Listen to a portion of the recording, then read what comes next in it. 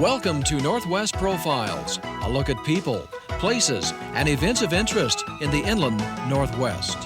Really sad to see something like that go. The fire was just too fast and too powerful. Look at that. Oh my God, look at the windows. Residents could only watch as the flames flaunted their power, quickly turning the century-old landmark into a glowing bonfire. By dawn, the damage was done. December 21st, 1995. Around 10 p.m., fire raced through the Lincoln County Courthouse in Davenport, Washington, destroying much in its path. Raging for more than 3 hours, the fire would decimate the roof and second floors, leaving the brick walls and the main floor intact, and the basement with heavy water damage. Lincoln County Historical Society President and Deputy Assessor Gary Schmauder. I think that there were people in favor of seeing this building torn down and a new, more modern building put up. But more than that, I think there was strong community and county support, not just in Davenport, but throughout Lincoln County, to see this bit of history be saved. The history of the courthouse began long before it was built. With the passage of the Homestead Act of 1862, the government offered 160 acres of free land to adults that erected dwellings and stayed at least 5 years. The first small groups of immigrants began arriving in the late 1870s, and with the advent of the Northern Pacific and Great Northern Railroads, boundaries changed and Lincoln County was separated and created from Spokane County in 1883. It was the understanding that the county would probably be named Sprague and that Sprague would be named the county seat. Mr. Sprague was a railroad superintendent for the Northern Pacific Railroad Company. But in retrospect, what really happened was some people had some political power, and they had some property ownership in the Davenport area. And they used the logic that maybe Sprague would not be the proper name to call the county, as Sprague was still a living person, and he had yet to go out with the possibility of damaging his name. So they suggested take a name of somebody well known in the country who would not have that opportunity, and they chose Abraham Lincoln. And to show a gesture to the people of Davenport, the name of Davenport at the last moment was put in to be named as temporary county seat in December 1883. With a vote by the people, Davenport, who had until the election of 1884 been operating the county, was to turn over the records to Sprague. Davenport did not believe that Sprague had won it fairly. They claimed that they, being a railroad town, had taken people passing through and got them to vote, that they went to their cemetery, took names off, and there was quite a embitterment feeling that way. So what happened was, just to the south there is a ridge of land, and people went up and watched that 24 hours a day after that election because they weren't willing to give up the records. After 6 weeks, the people of Davenport became wary, went back to their usual business, and Sprague sent about a posse of about 150 men with wagons, horses, to come up here and secure the records, which were legally theirs. And everybody had gone home, and there was about 4 or 5 people watching the building, and without any gunfire or anybody getting hurt, they did take the records back to Sprague. On August the 3rd, 1895, fire struck the town of Sprague, destroying much of the business and residential area. Within a few days, the Northern Pacific Railroad, which had its Idaho divisional headquarters there in Sprague, decided that they would relocate to Spokane. And with that went the population, because there was at least 250 employees with their families living in Sprague. And when the people left, the population dwindled down to 400 approximately. And then Davenport saw its chance. And in the election of 1896, they put their name in again, and this time had the vote and won the county seat.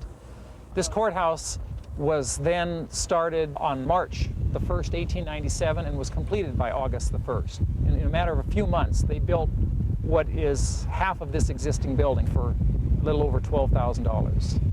Designed by famed Spokane architect John K. Dow and constructed by Fred Baskey, the courthouse in Davenport was the main attraction, inside and out. In the early 1950s, thanks to the scare of a repeat of the Pearl Harbor bombings, the Lincoln County Courthouse was home of the GOC, Ground Observation Corps. In cooperation with the federal government, civilians searched the skies for aircraft. Davenport's GOC was supervised by Dort Heitman. Well, it was done up in the cupola of the courthouse. And we had to go up steps to there to a trap door, and could see the whole town almost from up there. That's where the spot was chosen. The courthouse was never locked. We could just walk on up and go on up in there. But you might say there was somebody there 24 hours a day, always, you know. All the small towns had these observation points. And see, they had the same duties I had.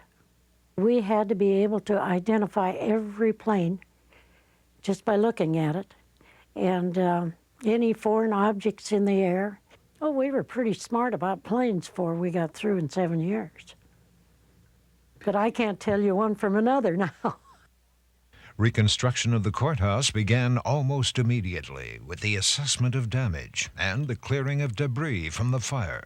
There were blueprints, there were drawings, there were photographs. There are lots of people that are old enough to remember how it's been.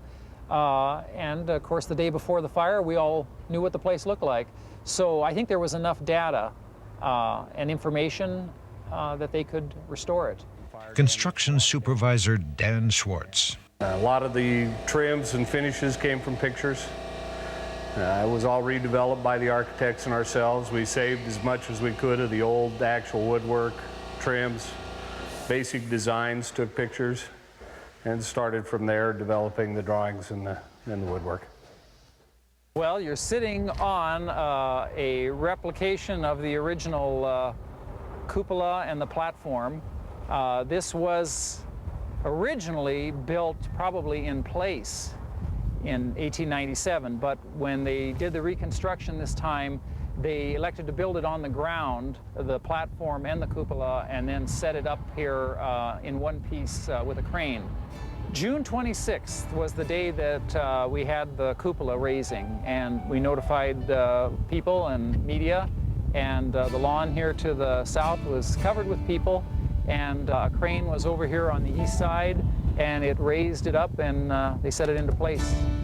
Today, the town of Davenport, with a population of 1,750, is the proud home to a refurbished historical landmark, destined to last at least another 100 years, and to mark its place in history along with those who helped bring it back from sure demise. It's true, it's a tragedy for this building to historically be damaged,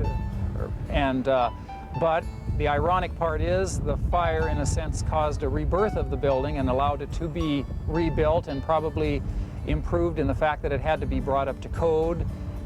We all are looking forward to not freezing in the winter and boiling in the summer, so there's going to be some nice advantages that way. I remember when they got the roof first put back on, and when we would come back to Davenport, if you had been in Spokane for the day, coming here from the east to see the roof, or from the west to see the roof back on this building was just like you had found a long-lost friend, because we knew it was coming back. And then to June 26, 1996, when the cupola was set back on, we knew it was going to be a reality again. So I think everybody felt like they had found some friend that had been lost.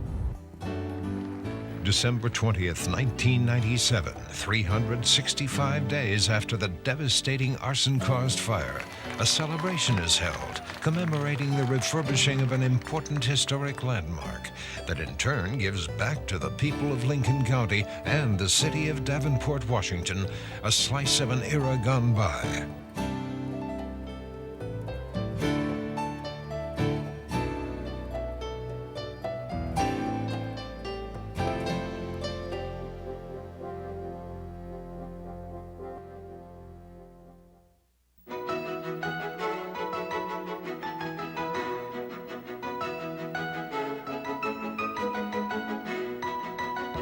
If you have a topic for Northwest Profiles, send it to KSPS TV, 3911 South Regal, Spokane, Washington, 99223.